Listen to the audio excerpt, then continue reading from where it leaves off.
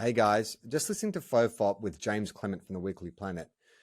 And you talked about how your wife has long suspected you have ADHD. I just wanted to chime in and say, yes, absolutely. There is no question.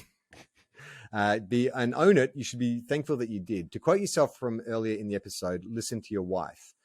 I mean, you literally tangent in the middle of a story of this app to talk about this and that, and then can't remember how you got there, which you do a lot, by the way.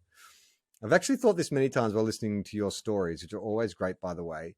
And you yourself have mentioned it a few times over the years, just as an offhanded, I don't know, maybe I have ADHD or something. Yeah, dude, embrace it, learn about it, do a 5-level deep dive on it. You'll learn so much about yourself and discover a lot of your preconceptions about ADHD are bullshit. Well, good news is I've actually got my appointment. They can't see me until like the middle of the year, though. Like there's such a backlog. Just like chances are I will get distracted and forget that I have that appointment. Well, the problem is like that. Obviously, it's a bit of a.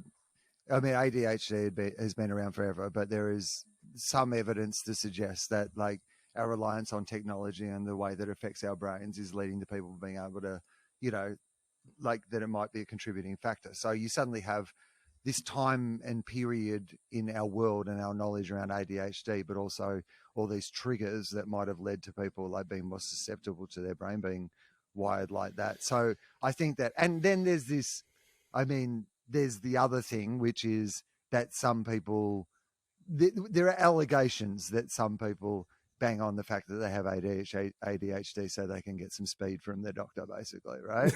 All right, yeah. Really? I mean, I would not like to tar the feather of the people who actually are legitimately seeking treatment for something that they, you know, legitimately have with like a few bad eggs who are doing that. But I do think there is an element of that as well. But the problem with diagnosing you from this, listening to this podcast is that you don't do a solo podcast.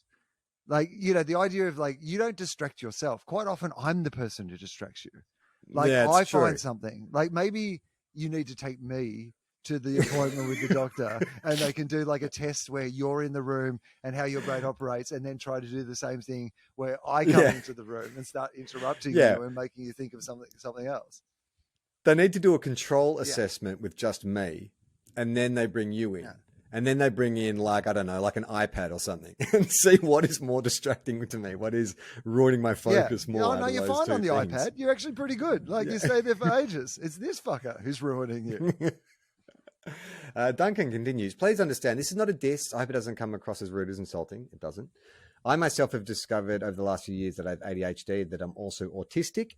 At first, I was indignant, but I soon learned that this was because I held completely outdated or inaccurate views of what the neurodivergencies are. Sorry to make you read the word neurodivergencies aloud twice. I like the word neurodivergent. I think it's good too. It sounds cool. I've been trying to work it into my vernacular. No, of all the things that like, you know, sometimes, you know, things that people are dealing with get labeled with, and sometimes those labels are, you know, do have a negative connotation with them and they carry some weight, but neurodivergent, that's some good branding. Whoever in the neurodivergent community came up with neurodivergent, that's like that's fun. Because it sounds like it's the lost Philip K. Dick novel, Neurodivergent. Have you read Neurodivergent? It's amazing, man. It's amazing. Predicted so many things about the future.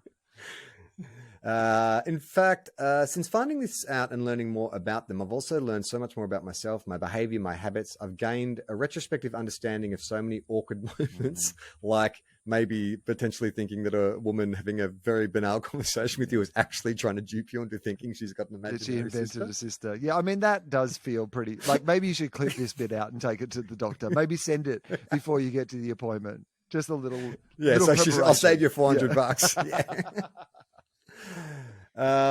Previous to this, it was a mystery to me. It has led to a higher level of self-understanding, which has led me to a level of self-acceptance, and in turn, a higher level of self-confidence. I mean, I think that is my primary interest in getting tested. Is not so much about understanding myself, because, you know, I feel like I understand, but it's more about Iona. I think, like if she starts having trouble concentrating or there's some issues, if I understand what she's going through, I think it'll make me a better father to, you know, helping her educationally or whatever.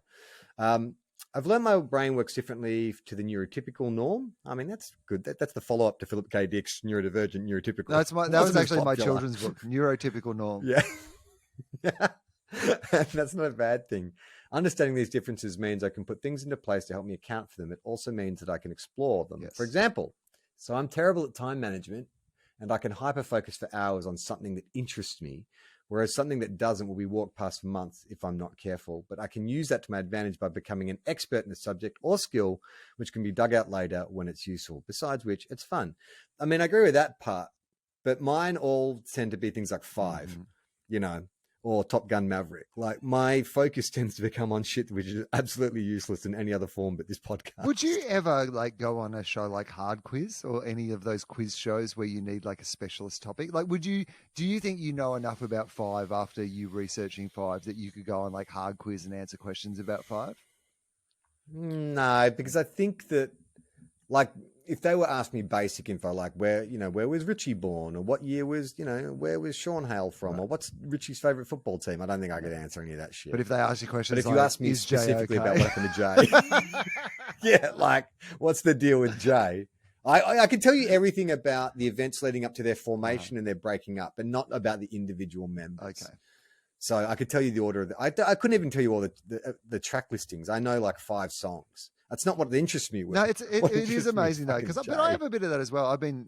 I've spoken about this previously. There's a great Wu-Tang documentary called Of Mikes and Ming, and then they've made this TV series that's like a fictional account. The fictional, and I I'm quite obsessed with it, even though it's not amazing. But I just love the story of Wu-Tang, and but because there's always, I reckon I've loved that group for 20 years or whatever. And I never, if somebody said, just name them all now. I'm like, oh, I don't know. Like I get lost around 7 or 8. I'd be like Capadonna and like Master Killer, but I can't tell you exactly which one Master Killer is. So I feel like it's taken me weeks to even get my head around. Like when I say people who have that a high level of specialist knowledge, I'm like, how do you know all this stuff about this topic? Because like, even if I've deep dived into researching something, I still feel like I'm barely ever scratching the surface. Yeah, I'm 100% like that. And there's specific details. Like I'm good at broad brushstrokes on a topic. Like I can read. Oh yeah. I can tell you the story of the Wu-Tang Clan back to front. Not specific dates and times and names, but like if you need the gist of how the Wu-Tang Clan came to be, exactly. I'm your guy. I can absolutely give you the gist. So Duncan says, my point is, I think, yes, you have ADHD. There's nothing wrong with you. And you can leverage those differences as strengths. Sorry about the long letter. I hope you got a laugh, a tangent conversation for the pod, and maybe some encouragement towards self-discovery. Thank you, Duncan. To see the full video, join our Patreon. Patreon.com/Tofop.